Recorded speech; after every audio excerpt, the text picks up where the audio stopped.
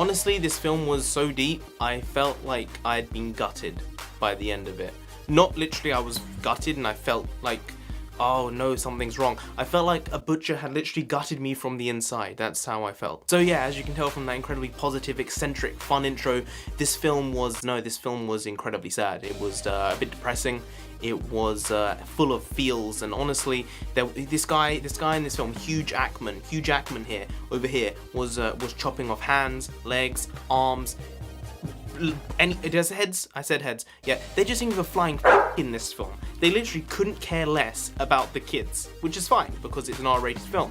But you know, I'm surprised there wasn't a penis cutting off, you know, in this film. And the truth is, after I watched it, I literally came home and had to watch the first X-Men because I was just distraught by the end of it. I didn't expect them to actually do it, and this is a spoiler review because this cannot be held in for non-spoilers. Hugh Jackman literally dies in this film, okay? It's done, it's dusted, he is not Wolverine anymore. I feel like absolute shit. It's weird, even though thankfully he's still alive for now. I don't know how long that's going to be, considering how long these people actually last in our lives anymore. But oh, what? I hope he survives. That came up very strange. No, he's going to live forever. I mean, apart from when he dies.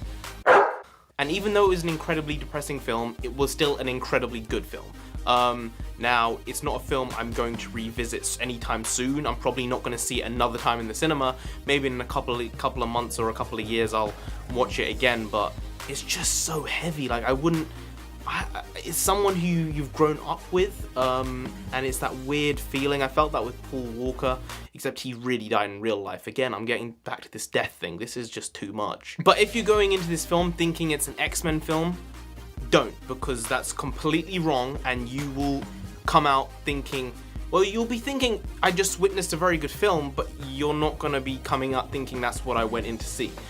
It's not an X-Men film, it's not a Wolverine film that you know, it's a Wolverine film from the comics, and I would say this was like a Dark Knight Returns for Wolverine. It was the last call, it was the swan song for him, except he died again.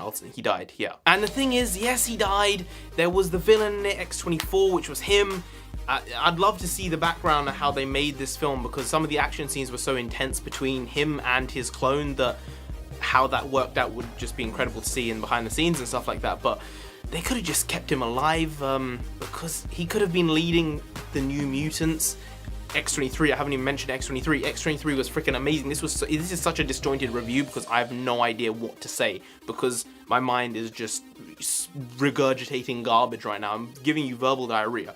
I hope you enjoy it. But he could have been the Professor X to the New Mutants, and it could have been a really cool lead off into the next 10 years of X-Men franchises. He wouldn't have needed to be so butch maybe, but I guess he'd had enough with it. I really hope, even though it's really unlikely, that he comes for a Deadpool 2 or a Deadpool 3, just for like a 10-minute cameo maybe. Maybe he won't even be Wolverine, maybe he'll just be Hugh Jackman, I don't know, but I think it could be a really funny, cool scene. And the acting in this film was actually really surprisingly good. I mean, comic book films in general have good acting, fine acting, they put the story along, they give good performances, but this one was very unique. I think it could be an award-worthy film, you know. I think it depends. I think they should have released it a lot later in the year, because I think they knew what they had with this film, and I think they've maybe chucked it under the bus without a hope of nominations or anything like that, when they really should have left it a couple of months to put it out. The Johnny Cash songs in this just got you in the heart all the time. Just the music in this just fit really well with the aesthetic they were going for. And honestly, this is not me joking, Kingdom Hearts has a more understandable continuity than Fox's X-Men franchise. It's insane. I'm saying this, Kingdom Hearts, the most confusing game franchise of all time, has a more simple, overarching story than the X-Men franchise. They've got the James McAvoy First Class universe, they've got the Deadpool universe, they've got this New Mutants Wolverine universe. It's just so confusing. Just stop it. Reboot it all, get it over with, do it again. I'm gonna say the kids in this film are so bloody savage. There is more violence by these kids in this film than any of the X-Men films put together. I mean, apart from Deadpool. This was even more savage than even Deadpool. Deadpool was a funny type of savage. This was just outright killing. These were kids murdering people. I mean, it was for their lives, but still, it was just extreme. It was shit to the extreme. Dialed up to 1,000, dialed up over 9,000. And I'm really putting a face on right now because I am incredibly emotional and just screwed up mentally. I think that's a general case with me, but especially in this case. So the kid who played X-23 was really, really good. I'm glad the way they played that story out with them. It was a father-daughter relationship. In some ways, it was not at all in other ways. It was a cool scenario. And I think the give and take between Patrick Stewart and Hugh Jackman in the film really worked so well. And it was someone caring for their father figure, essentially, when he was trying to, you know, help him as much as he could.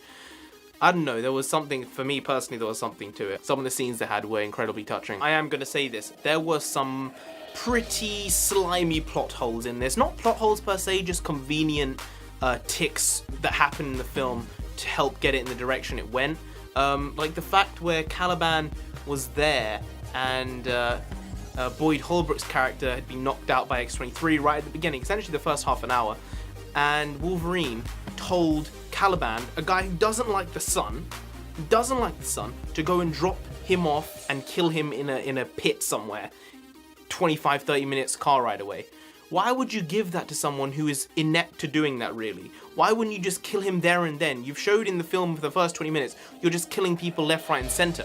Why wouldn't you just kill this dude there and then? Or you do it yourself. That would have saved a hell of a lot of time. You could have saved the kid, really. You could have saved all the other kids, potentially. Some things were just a bit too convenient, and it would have made sense if they'd been done another way in reality, but they decided to not do that because this film would be over quicker. And, you know, we don't want that. Normally I do see a film 2 or 3 times before I do a review, but I just can't do that with this film. So off my head, I can't really say much. Some of the action was incredible though. Some of the action between Wolverine and X-23 was absolute mind-bogglingly good. Like, such intense scenes were had in this film. And the New Mutants kids were really, really cool. Some of them, they gave them powers from previous X-Men, and it was just a nod to some of them. I wish I'd seen Hugh Jackman's face as Wolverine when he was seeing these kids do these powers,